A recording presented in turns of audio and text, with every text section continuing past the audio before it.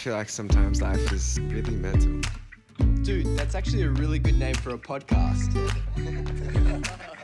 Loving yourself enough to take care of yourself, spend time with yourself, and not be sad when you're by yourself. Hey everyone, welcome to Really Mental, a podcast where we want you to know no matter who you are, you're not alone. Today's podcast is a really exciting one because we have Loren Gray on the show and we're in season 2 and that is very exciting in itself. So today we're going to be talking about self-awareness and self-love. And before we get into things, I want to make sure that you have followed, liked, and subscribed to us on all of our socials at Really Mental Podcast. And make sure if you do enjoy this episode to send it to a friend and consider rating it 5 stars. It really helps us build this and reach more people and hopefully help more people, which is the goal of what we're doing.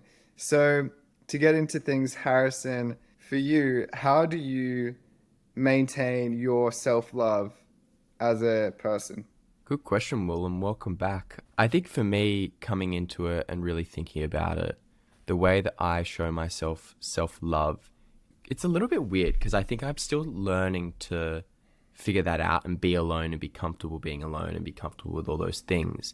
But in a sense, I kind of show my self-love by getting myself things or doing experiences or treating myself, I guess you could say. And I find that I also get self-love from helping other people. I don't know if that makes sense or not. When I help my friends or help the people around me, I also feel like I get love just for myself. I would say that self-awareness has been a really interesting point for me. And over the last few years, I've definitely become more aware of the thoughts that I'm having or the actions that I'm doing and why I'm doing those and the reasons for that. And I think that's been really interesting and has helped me implement a lot of strategies that have really changed some of the issues that I was having beforehand, needing to control everything all the time or needing to really just have everything go. It has to be like this, it has to be like this. I think over time I kind of dealt with those things by being really aware and going why do I feel like it has to be like this? Can it not just be a little bit more laid back? Why does it need to be so specific? That's just an example of something, but that's kind of how I've brought in self-love and self-awareness to my life. What about you? That's awesome. And I love that you point out that it is a journey. And so where you are right now, this is your reminder that no matter what's happening in your world, just embrace the fact that we are all a work in progress. So being kinder to ourselves is really important. And I love that you mentioned that. For me, I think it's as simple as looking to do something fun in my day. I just got back from a trip to Peru with my girlfriend. And that was so much fun and new experience and full of new experiences. And from that, I think it sort of helped me realize a few things already, just being back for one day, including how can I just incorporate more freedom within what I'm doing so that I can have fun while I'm also being productive. And for me, as someone who works a lot and I get a lot of energy from doing work, that's really important because it's easy for me to get consumed by it at the same time. So that's a simple way where I look to sort of show myself love. And it's something that I've been doing even just over the last 5 months and getting better at that. So I would say wherever you're at in your journey with having fun and loving yourself, just remember that it starts with today. So make sure you're putting that brick down and focusing on what's right in front of you, as well as, keeping in perspective where you want to be. Both are equally important. So I'm super excited for this chat. I know Harrison is, and we won't keep you waiting too long. We're going to hop into the conversation with Loren Gray. And I love this musician and creator. I think she's going to have a lot of awesome wisdom to share with us. So we're going to welcome her onto the show now. Let's go.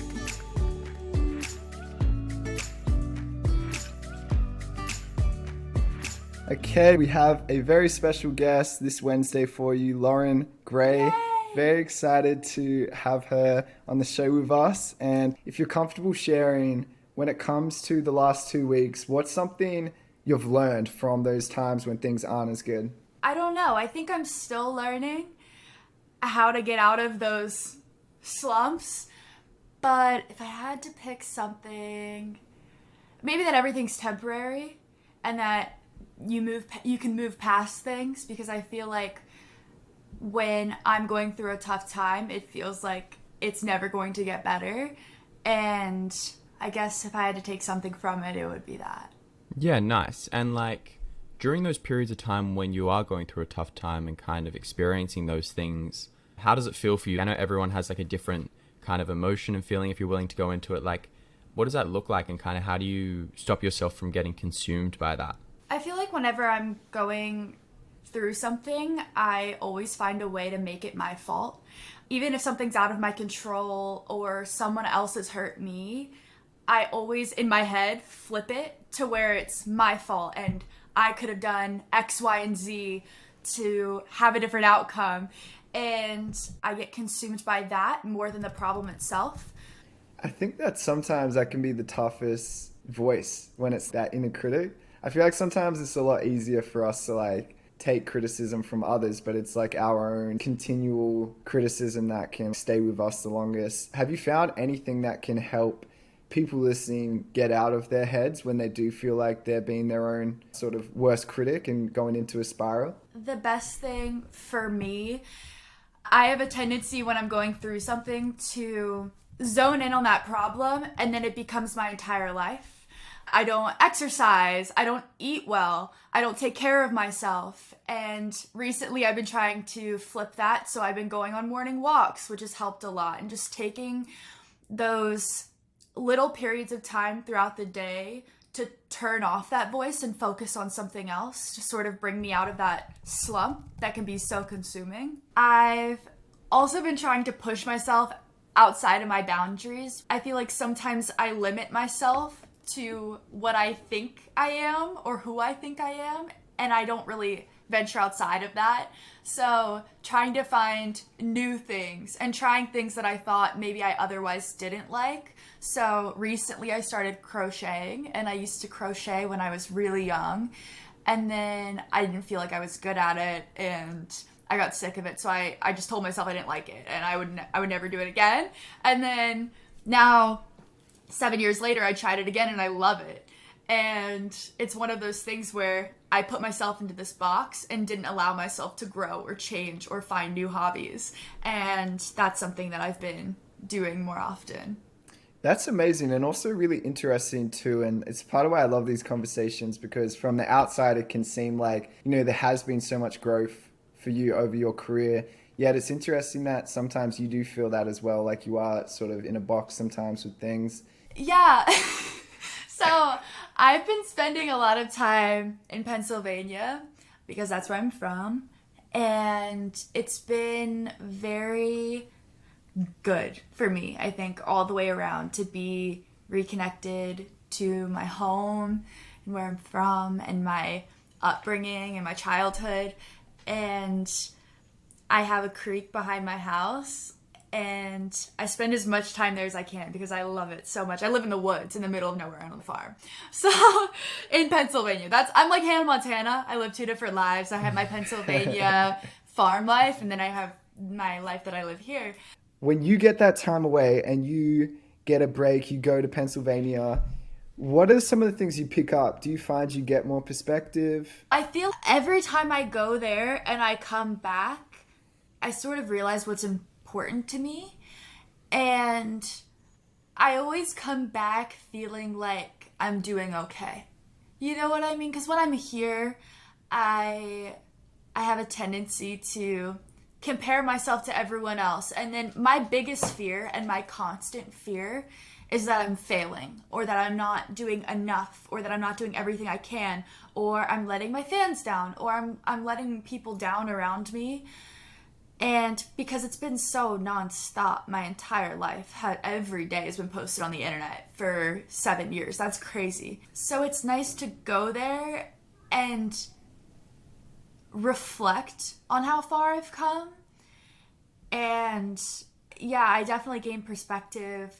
I feel like I become a little bit more myself each time, and I'm able to sort of return with that feeling in mind. Yeah, I know. I think that's really great. I couldn't imagine what it would be like to have your journey and kind of have to deal with a lot of those things as well. And I wanted to ask, are you okay? Like you said, when you kind of come back, you feel like everything's okay. Do you feel okay? As of today, I feel really good.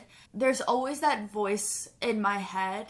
I'm the biggest self-sabotager and the biggest critic of myself. And when things don't go 100% my way and I'm not soaring and on top of the world, that's really hard. I've had to change my mindset and start doing those things that I talked about earlier, like writing and reading and walking and remembering that I'm not a perfect person who can do everything all at once. I like to think that I'm capable of doing everything all the time, but I'm just not.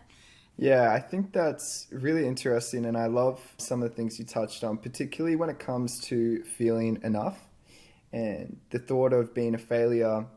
I'm sure everybody that listens to this will have felt that at some point because it is part of this human experience. But that said, it doesn't make it any easier. So when it comes to you and feeling you're not enough, what are some of the things that I guess come up when you feel like you're not enough, and how do you handle them? Well, I love this question. Just want to say, you're really pushing me in the deep end today. I think for myself, it's really interesting. I relate to Loren in a sense of being my harshest critic. I'm the type of person, and I'm sure we'll come back this with our questions, that looks at a lot of things as I notice the negative more than I notice the positive. I notice what's going wrong most of the time rather than what's going right. And that's been a major thing that has definitely impacted my life overall. Relationships, different things in my life. I really struggle to see positive things and be a very positive person most of the time. And I think that's something that has really impacted me as a person. And I'm trying to work on it, but it's been, to be honest, really hard because I am just a critical person. That's the way that I just have been. And I don't know why that is. I don't know the reason to that. Ever since I've been little, my parents always say, like, you've always been the one that's just like, this is wrong, how do we fix it? This is wrong, how do we fix it? Like, it's always that mindset versus taking a step back and really reflecting and going, this might have gone wrong, but like these 10 things went amazing and that's fine. That's okay. What about you, Loren? What does that feel like, the feeling of not being enough? So it's hard because I always go back to the beginning of my career because I feel like before that I had a lot of traumatic events in my life that I feel like my life started at 13 and I don't really remember much before it.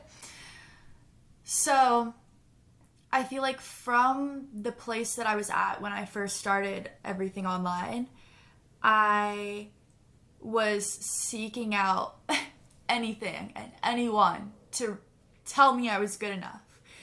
And I chased that feeling for so long. And even now, I still find myself, seeking validation from people without even realizing it.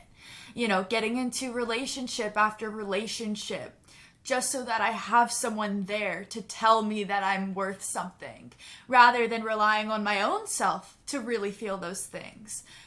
And I sat with that a lot after my last breakup where I was like, man, I really have never given myself a chance to have a relationship with myself. I want to say cynical almost person, that I have a pretty negative outlook on things, especially when it comes to myself. And then I realized that those are just things that they're not true. I've only told myself bad things about me. So I chase validation from other people to get by. But recently I've had to reframe everything. And a lot of the things I tell myself aren't true. I am a good person. I do really love and care about the people around me. Sometimes too much. Because sometimes I worry about everyone else's problems before reflecting on my own. That's where I feel like we're hitting real gold with the conversation because it's super relatable. And I know that people definitely feel that as well. Being, in a relationship with yourself is something I wish that was more spoken about probably in like the, young dating culture, where it feels like everyone's just going on to the next thing and it's like fast interactions. Yeah. It's so important to have that, and like that would look different for everyone, but even just like recognizing that can be like a massive first step. So I love that you spoke about that. I think it's super important. Everyone always says that you have to love yourself before you can love someone else, right? Everyone knows that. And I feel like I thought I loved myself because I was like, yeah, I look good today. Yeah, I'm a good person. I'm okay. And I thought that was what loving yourself was. But it's so much more than that. And I realized that these past couple of months. It's like loving yourself enough to take care of yourself, spend time with yourself, and not be sad when you're by yourself, you know? Yeah, so true. And there's this thought of like unconditional love to someone else, but like doing that to ourselves is so hard. So that in itself is something that I think should be spoken about more. And I think we can dive in on. For me, I realized that actions are really important for self-love as well. I always thought it was all just mental, like, okay, affirmations, taking the time to sit with myself. But I also realized that I was never giving myself like really enough breaks to like process things. And also throughout the day, just continuing to work. In a time when there is like so much of this hustle culture, actually loving yourself is allowing you to have the time to like breathe. We talk about this thing of self-love all the time. Everyone has all these different opinions on it. Everyone has all these different views on it. So like for you guys, what does self-love look like? Because it's different for everyone. I think that self-love is difficult because it fluctuates. There's times when I really feel like I'm really there for myself and showing up for myself. And then there's times when I think because of things around me and I'm maybe reacting to them, it feels harder to take the time to really appreciate me. And I just think self-love is like, for me at the moment, it means taking the time to be grateful for what has been happening in my life and also just give myself a break. So honestly, that's what I feel like it is. Self-love is tough because it isn't a tangible thing we can hold. What do you think, Loren? I mean, it's just tough for me because I feel like there's always been my career and my personal life are so intertwined. So what happens is, especially, from a young age and growing up on the internet, because those two things are so entwined, my self-worth starts to be only in my career, right? So I'm only validating myself through views or through comments or through likes. And I feel like a lot of times I end up neglecting, recognizing that I'm a good friend, that I'm a good daughter, that I have things to say, that all of these things that I am outside of that and that I work really hard at, that I never give myself credit for. And I feel like I've started trying to shift my worth and where I find my worth, because it's always been career. And I love my job.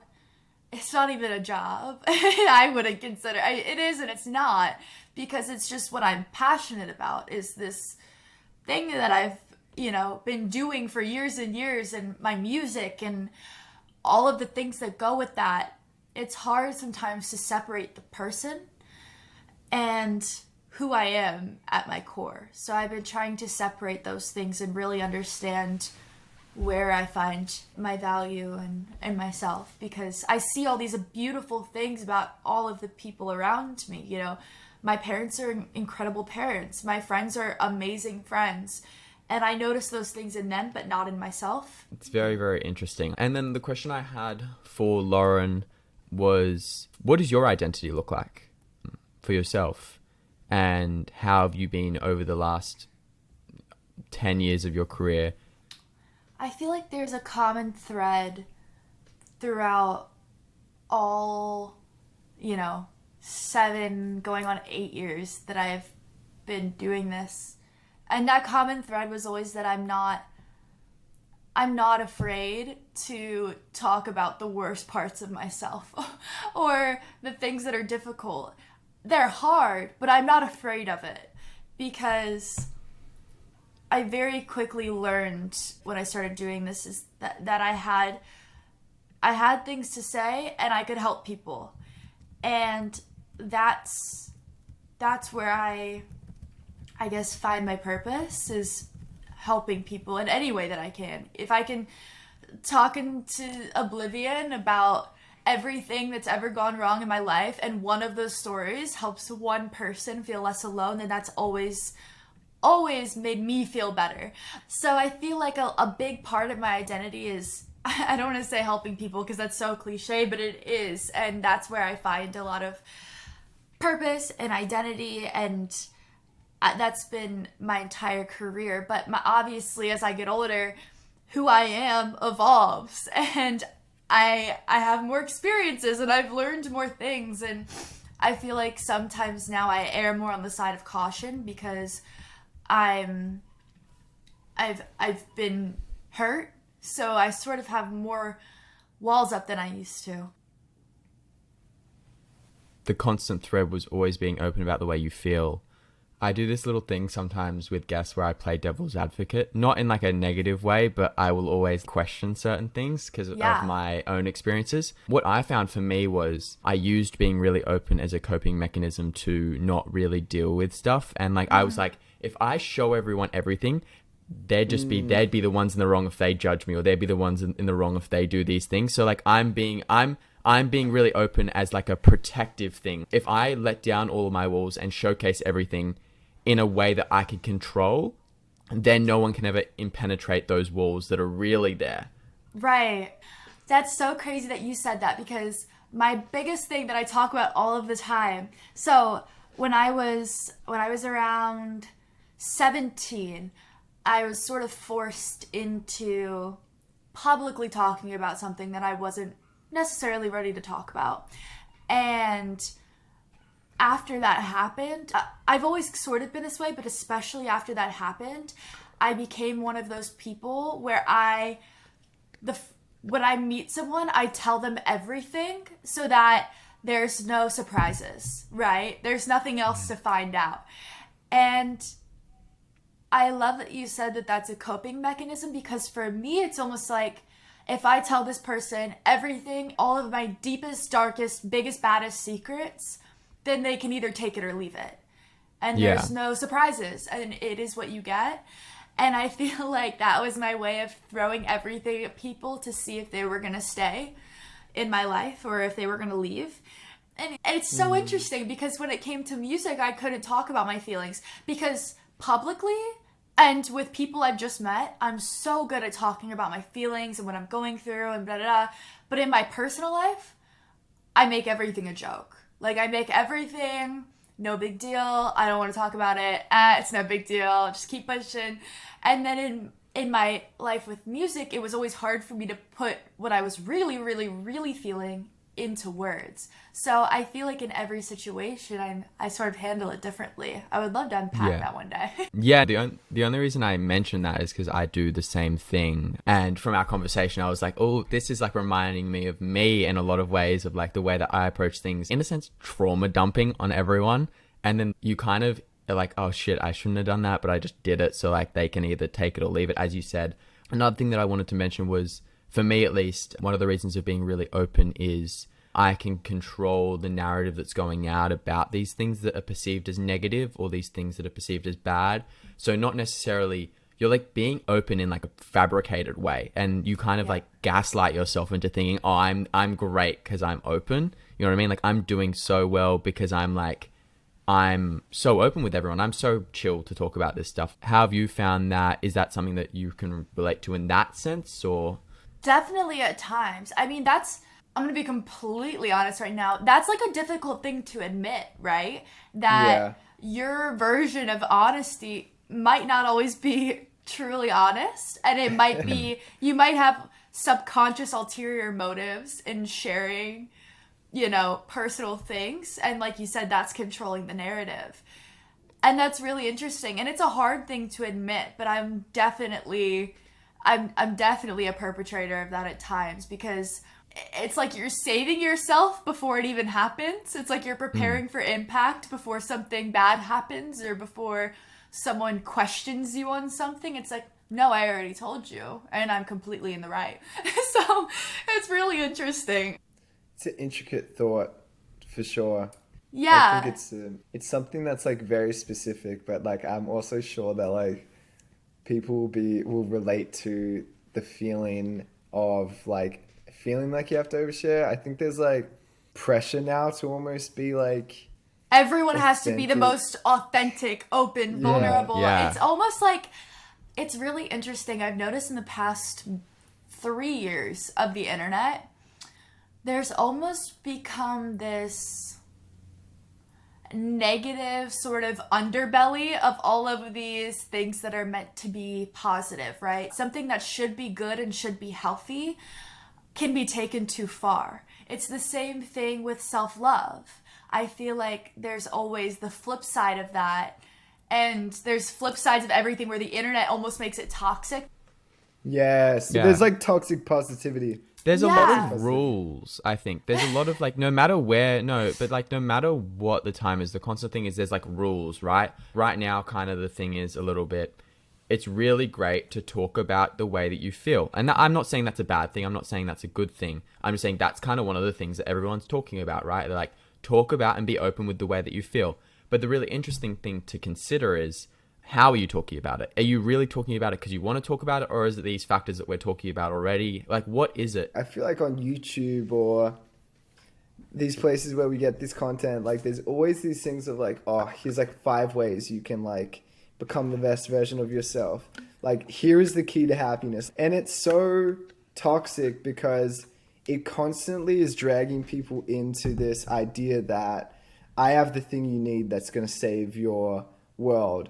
When in actual fact, no matter where we reach in life and no matter where you are with money or I guess with your job, like there will always be some stressor or like some pain that you're dealing with. It's just part of the human experience and the definition of it.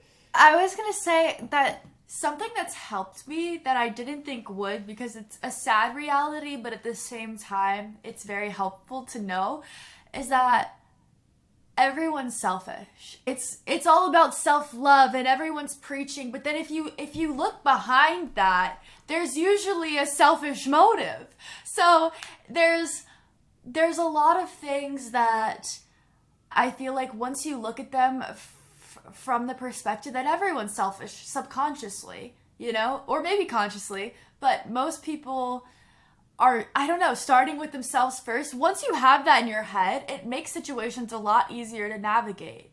Yeah, I think a good way of explaining is like everyone's the center of their world, and then you're kind of around that as external people, and everyone has their own center, and that intrinsically makes them think about themselves, and everyone just thinks about what that person's looking at me, or that is for me, you know what I mean? And that is basically, that is selfish.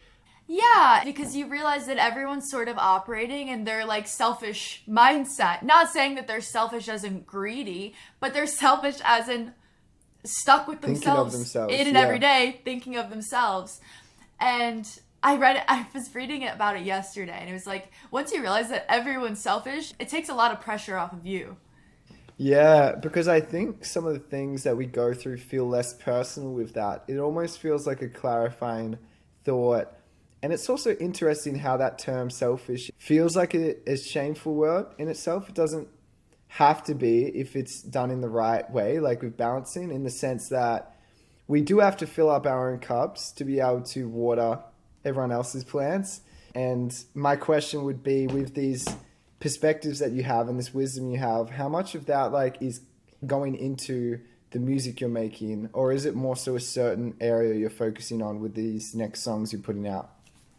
So the next songs that I'm putting out are a culmination of the past 2 years of experiences and things that I was going through, and sort of the journey of opening up and being able to open up, but not even opening up to the world, because like we talked about, I'm really good at that. It was more so opening up to myself. So that's sort of what this is all about, or what the songs are all about. And yeah, I don't know. It was a really awesome process, but it was also, you know, It was a journey because I'm independent now, so it's the first time I've actually gotten to use my own voice. Yeah. And I wanted to ask, we can go around in a circle. What are 3 things you love about yourself? Okay, so for me, I would say, all right, 3 things that I love about myself. I check in with the people around me and myself. And I think that's something I've learned and I value about myself now. And I would say another thing is that I definitely am very disciplined. Like, I love like making schedules and figuring out how I'm going to like try and make the most of the next month. And then the last thing would be, I think that I'm very creative. Sometimes I don't give myself enough credit for it. And I love that about myself because it's the way I express myself. What about you, Harrison? My 3 would be, I love that I am very hardworking and That's fact. somehow out of everything that's going on, I still can do everything. I don't know how I'm able to do it, to be honest, 90% of the time. But anyway, Yeah. I like that I'm able to do a lot of things. I'm able to cope a lot of different things and juggle it. I love that. This is so weird to say things that you love about. Oh my God. This is awesome. This is a hype up. I'm excited to get to Loren as well. I love that how caring I am for the people that I'm around, that are around me, my family, the relationships I have with my friends and partners and stuff like that, and anyone that's in my life. Like, I'm very caring towards them and protective. Thirdly, I love how curious I am. That's like the one. I think I'm very curious, good and I questions. ask a lot of questions, and I'm not afraid to one. question people, and I'm not afraid to talk about things that people might be uncomfortable to talk about. Yeah. What about you, Loren? I would say I love how determined I am. I feel like I've fallen on my face so many times and gotten up and brushed the dirt off my shoulders, brushed the dirt off my knees, and I keep going. And I love that about myself, and that's something I have to keep reminding myself that I have in me. I love how much I love other people, especially the people closest to me. I feel like I love them so deeply, and I would do absolutely anything for the people around me. And I think my third thing, this is, I love my brain. I love the way it processes information. I don't know. I love the way that my brain functions. I feel like it helps me understand other people more, which goes back to me caring so deeply about other people, that my brain works overtime to figure out why people do the things that they do. And I love that part of me because it's saved me in a lot of situations where I could have gotten upset, or I could have, acted out of anger. I feel like it helps me understand other people a little bit better and myself. That's awesome. I love that we all had a self-hype up session. I think that's important. To wrap up our chat, Loren, thank you so much for your time today and for being an advocate for conversations like these. It was so awesome to meet you and to learn more about your journey and with your mental health, what you're working on. Thank you for being so honest. And if you're listening, make sure you go and watch out for Loren's new music and support her on her socials. Thank you again for listening to this. So, Will, I love that episode we had with Loren. It was really interesting, and I think I learned a lot for myself as well. For you, Will, how did you kind of find it, and what did you learn? What was your biggest takeaway? I think that there are definitely a few takeaways for me. The fact that Loren acknowledged the importance of, just having a relationship with yourself. I think that's a big point in itself. I also just think it's important to reiterate, because even doing simple things like taking yourself on a date, I don't think that's spoken enough about, especially amongst people like our age. One thing that I hadn't actually thought of until today's conversation was being too open, and that it's actually possible to be using your quote unquote authenticity to make sure people don't have a chance to like push you away later, and almost as a coping mechanism. I think it's important to note that everything's a balance. And so when you are on this journey of self-love and figuring out what it means to be your authentic self, it's important to keep in mind that you do want to have a part of yourself that you are able to keep to yourself and foster and develop, you know. That relationship with yourself is also equally important. So you don't have to go out and shout everything to the world. It can be about sharing what you're comfortable with at that particular moment. So I found that really interesting.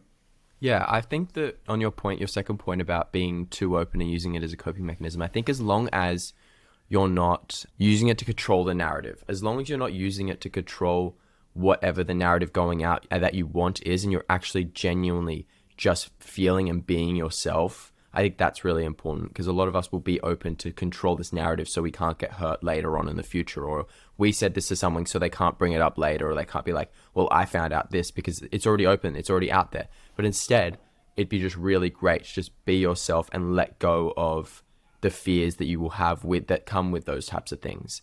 And to everyone listening, if you loved this episode, please give it 5 stars, share it to a friend that you think needs to hear this. We have episodes dropping every week at the moment for season 2. It's going to be really interesting. Got some cool guests coming up. Be sure to share, subscribe, follow, and follow on our socials at Really Mental Podcast. And we'll see you guys next week.